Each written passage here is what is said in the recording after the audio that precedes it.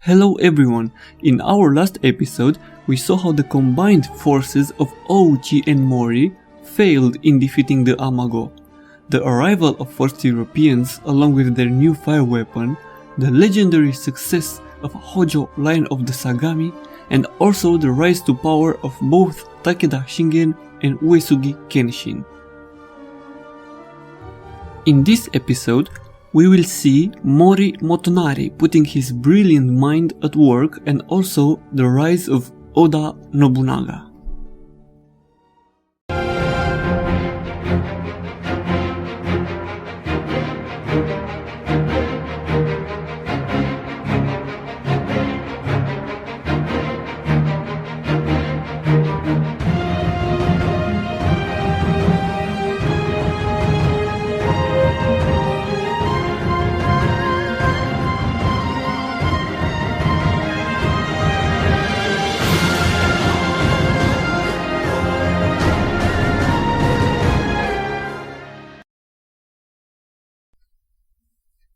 In 1551, Sue Harukata, the retainer of the Ouchi daimyo, initiated a rebellion against him.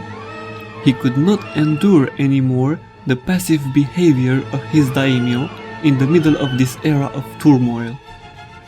He surrounded Yoshitaka and forced him to commit seppuku. Then he placed a puppet daimyo in his place, Ouchi Yoshinaga. Tensions immediately built between Motonari and Harukata, since Yoshitaka was Motonari's trusted ally. In 1554, Harukata invaded Aki province and the first battle took place at Oshikihata.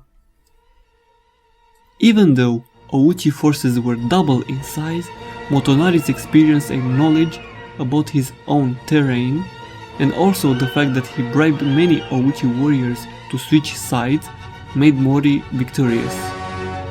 Yet, this battle was only the prelude of the conflict to come. 1 year later, in 1555, Motonari ordered the construction of a fort on the holy island of Miyajima. Then, he intentionally abandoned it and made sure that everybody finds this out. Harukata heard the news and gathered 20,000 men to capture the abandoned fort and then Sakurao Castle on the mainland that was serving as a supply line for the island. Motonari knew Harukata will get caught in his web. After Harukata occupied the island, Motonari recaptured the mainland castle of Sakurao with a force of 10,000 soldiers, thus cutting off the supply line for Harukata's army. Motonari then called for his naval allies, the Murakami pirates, and when a storm came in, they launched the attack using the storm as cover. Motonari and his two sons landed on the island exactly at the torii gate of the castle, alongside with the whole Mori forces and the Murakami pirates. Harukata never expected this. The surprise attack was so rapid and brutal that Ouchi forces entered a state of confusion and panic. Ouchi forces stood no chance, Sue Harukata himself committing suicide. Harukata's death shocked the West, and after this battle, Ouchi clan got weakened to the point that in the next 2 years, it completely got devoured by the Mori, and by Otomo on the side of Kyushu Island. Finally, in 1557, Ouchi daimyo committed seppuku, allowing Motonari to secure both Nagao and Suo, completely deleting Ouchi from the map of Japan. Mori Motonari was now the most powerful lord in the west of Japan.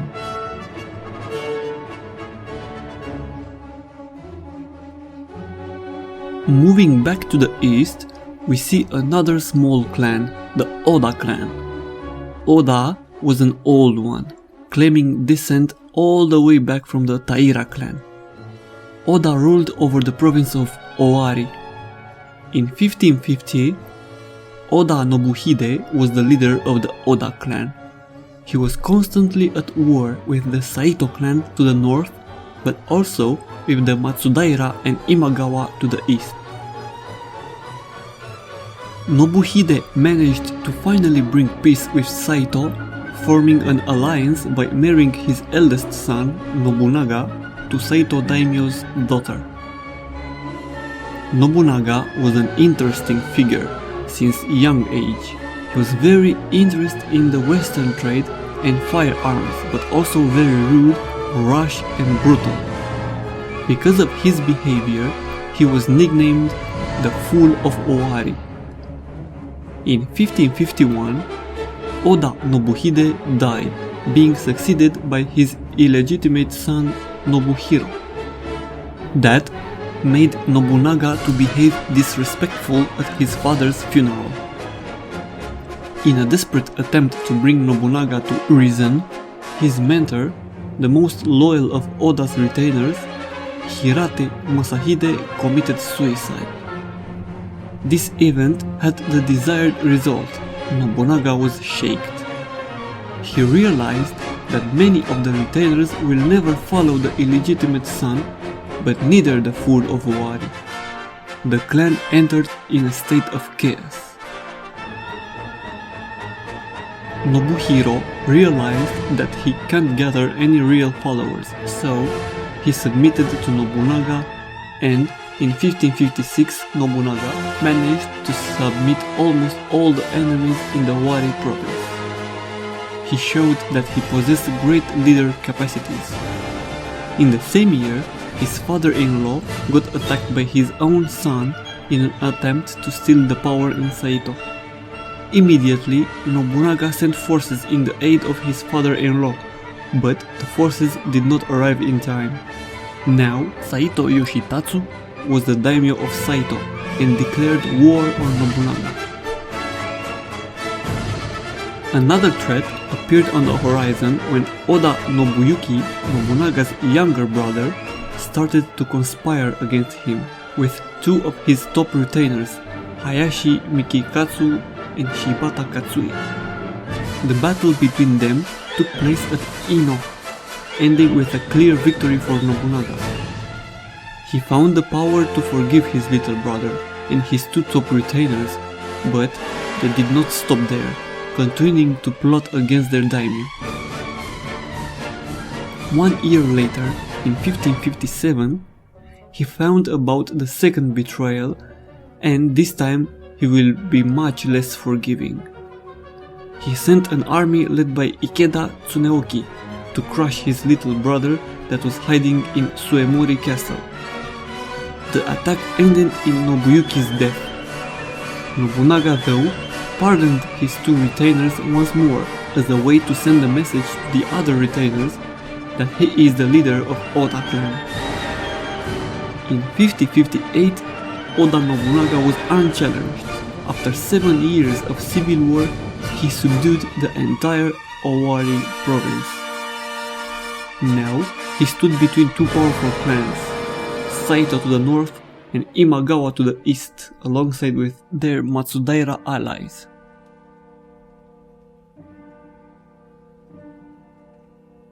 In 1554, Yoshimoto, leader of the Imagawa clan, using his great knowledge in politics, secured his alliance with Takeda, who was his brother-in-law since he was married to his sister.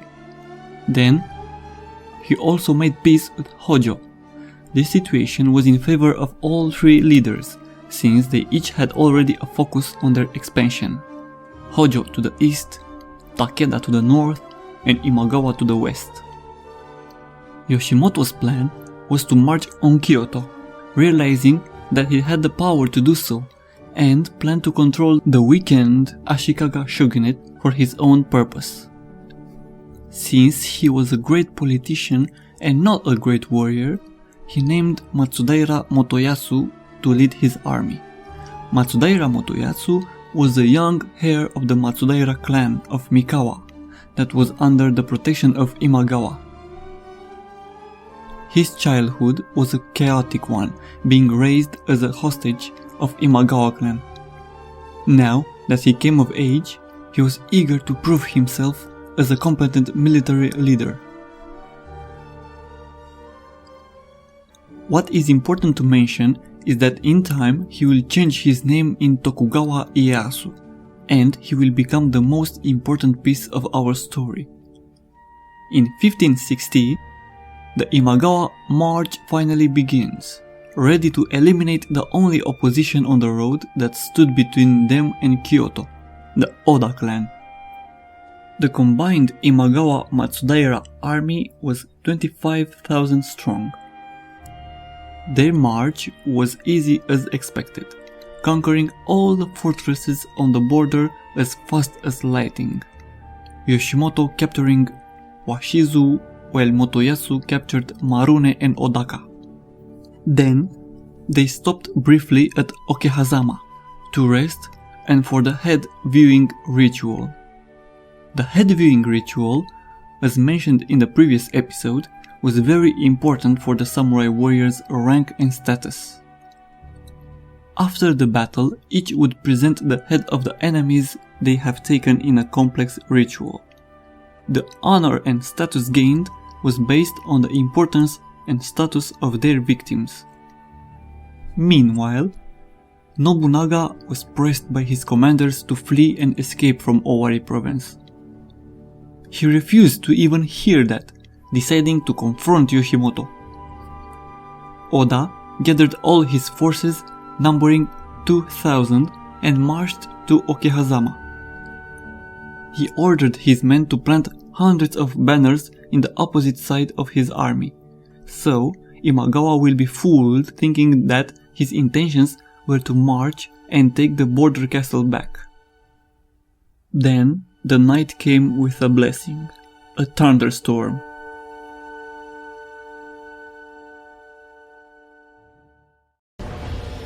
Imagawa Yoshimoto arrived at Okehazama with greater forces than Oda Nobunaga.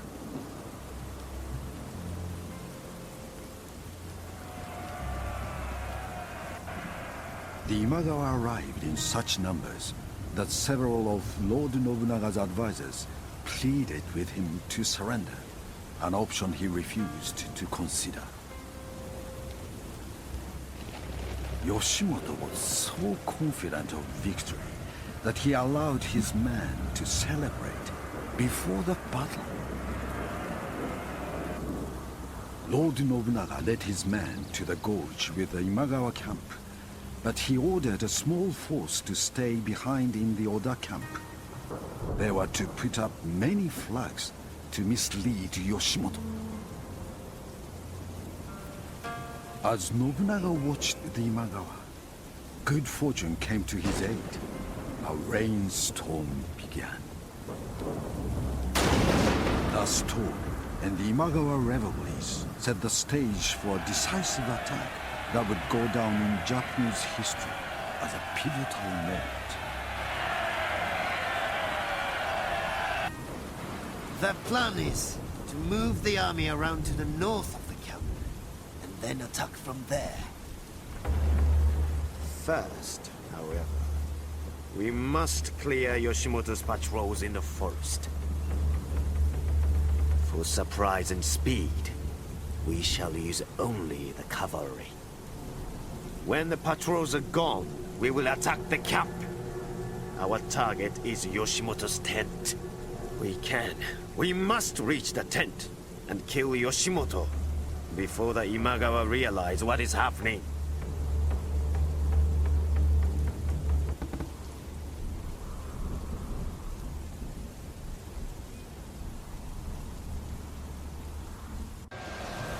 Covered by the night and the thunderstorm, he managed to reach the back of Imagawa's army undetected, and when the dawn came and the rain stopped, he attacked. Outnumbered 12 to 1, yet his attack was unsuspected, and Imagawa troops were either unarmed, asleep, or still drunk after a night of celebrating their victory. Oda's small troops butchered the Imagawa. Yoshimoto got out of the tent to see what is happening, and in the next second, he got decapitated by an Oda commander. This was not a battle, but a massacre.